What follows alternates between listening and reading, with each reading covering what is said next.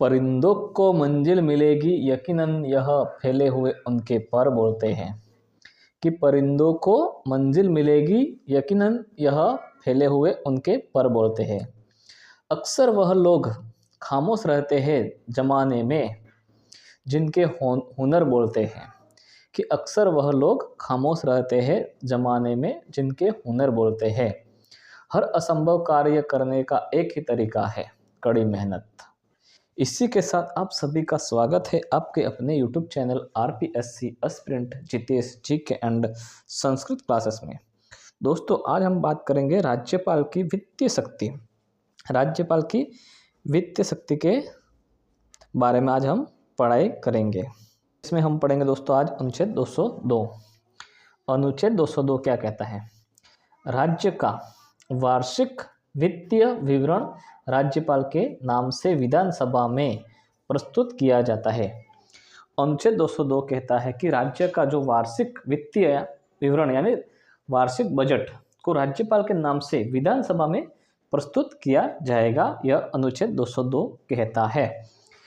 अनुच्छेद 202 फर्स्ट कहता है कि राज्यपाल प्रत्येक वर्ष वित्त मंत्री के माध्यम से प्राक्कलन, प्राप्तियां और खर्च का विवरण राज्य विधानमंडल में रखवाएगा। यानी अनुच्छेद 202 फर्स्ट कहता है कि राज्यपाल प्रत्येक वर्ष वित्त मंत्री के माध्यम से प्राक्कलन, प्राप्तियां और खर्च का विवरण, कितना खर्च हुआ है, वह सभी राज्य विधानमंडल में रखवाएगा अनुच्छेद 202 फर्स्ट के तहत। अब हम बात करेंगे अनुच्छेद 202 सेकंड। अनुच्छेद 202 सेकंड कहता है कि संविधान के अनुसार वार्षिक वित्तीय विवरण में खर्च के अनुमानों को दो अलग अलग भागों में दिखाया जाएगा। यानी संविधान के अनुसार बजट विवरण में खर्च के अनुमानों को दो अलग अलग भागों में दिखाया जाएगा। पहला है राज्य की संचित निधि पर भारित खर्च के रूप में वर्णित राशियां, और दूसरा है राज्य की संचित निधि में से किए जाने वाले अन्य खर्च को पूरा करने के लिए अपेक्षित राशियां।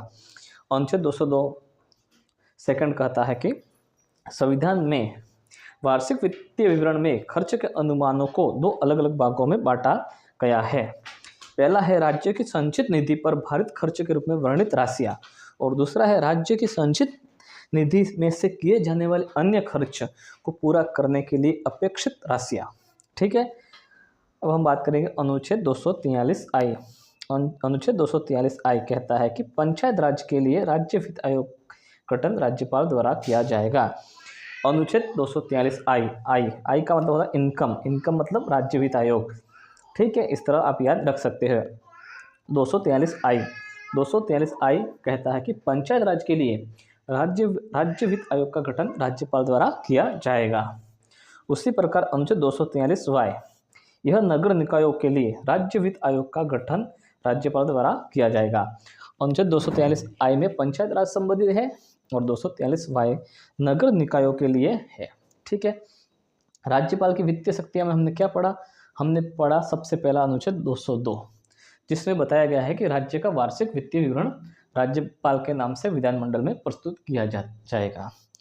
और अनुच्छेद 202 कहता है, अनुच्छेद 202 फर्स्ट कहता है कि राज्यपाल प्रत्येक वर्ष वित्त मंत्री के माध्यम से प्राक्कलन, प्राप्तियां और खर्च विवरण राज्य विधानमंडल में रखवाएगा।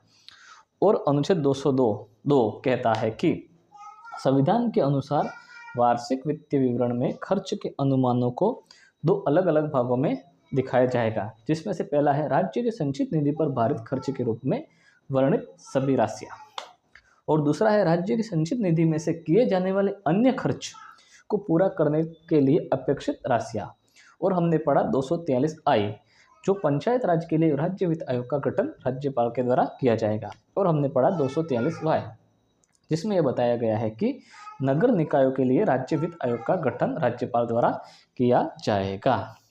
ठीक है दोस्तों, अगर आपको यह क्लास अच्छी लगी हो तो लाइक, शेयर, कमेंट, और चैनल पर नए हो तो चैनल को सब्सक्राइब ज़रूर करें। आपको इससे भी अच्छी क्लास आगे मिलने वाली है, जो आपके ग्रेड 2 के लिए उपयोगी होगी, जो राजस्थान की पॉलिटी से संबंधित। ठीक है दोस्तों, मिलते हैं अगली क्लास में। तब तक के लिए बाय। जय हिंद, जय भारत।